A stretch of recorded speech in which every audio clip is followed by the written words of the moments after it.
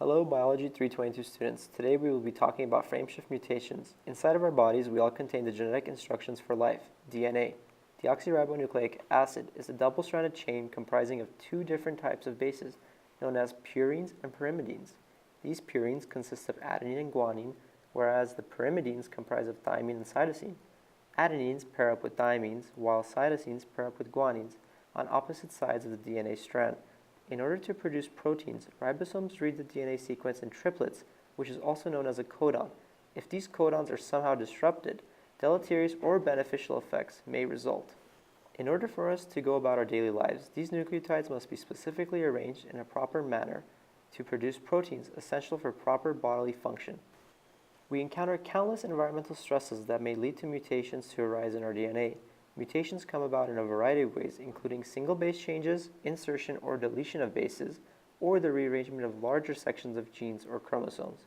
For our case, we will only be describing frameshift mutations, where the number of nucleotides inserted or deleted in the DNA sequence is not divisible by 3.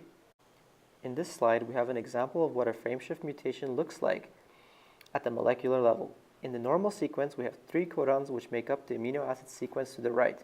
When an insertion of a single nucleotide takes place, it alters the sequence of DNA, and this is known as the frameshift mutation.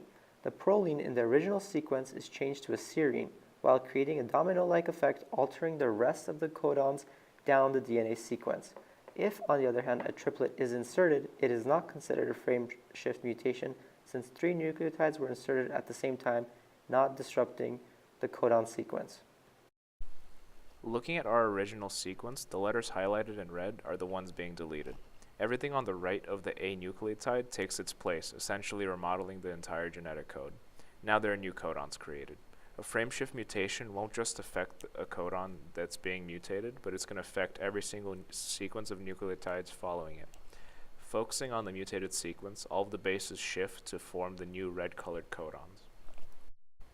Frameshift mutations can have both deleterious and favorable advantages towards a population. For example, Tay-Sachs disease is an inherited metabolic disorder in which certain lipids accumulate in the brain, causing spasticity and death in childhood, and it is particularly prevalent in the Ashkenazi Jewish population.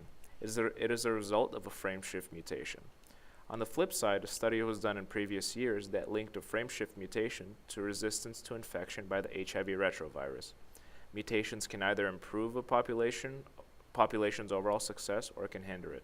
Therefore, it is important to note that each mutation can have severe impact on a population.